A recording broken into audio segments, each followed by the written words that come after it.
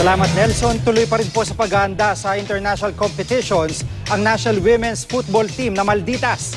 Mas malakas nga raw sila ngayong may bago silang members. Makitime out muna tayo kasama si Mark Zambrano.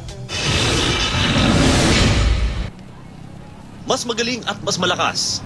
Yan daw ang bersyon ng National Women's Football Team o Philippine Malditas sa September 9. Kung kailan sila sasabak sa ASEAN Football Federation o AFF Women's Championship sa Myanmar.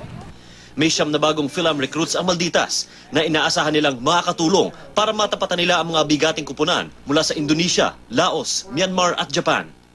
Bukod sa AFF, naghahanda na rin ang Malditas para sa SEA Games sa Disyembre. The SEA Game team, you're going to see the best of the AFC squad and the best of the AFF squad put together. Just watch out for December. Ang Malditas, excited na raw magbigay karangalan sa bayan. Every time you hear the anthem playing, it pushes you even harder. Everything I do is so I can be here and play here as long as I can. Pinarangalan naman ng Philippine Olympic Committee at Philippine Sports Commission ang mga atletang nag-uwi ng mga medalya mula sa mga international competition.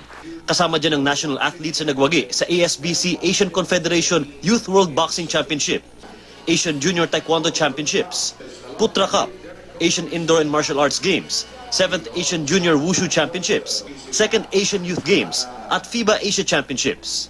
Nung nag-struggle ako pero yung suporta ng mga kababayan natin hindi nawala kaya nagawa ko hanggang huli, di ba? Na nagkaroon ako ng moments sa paglalaro kaya malaking bagay yung suporta. Mark Zambrano, nakatutok, 24 oras.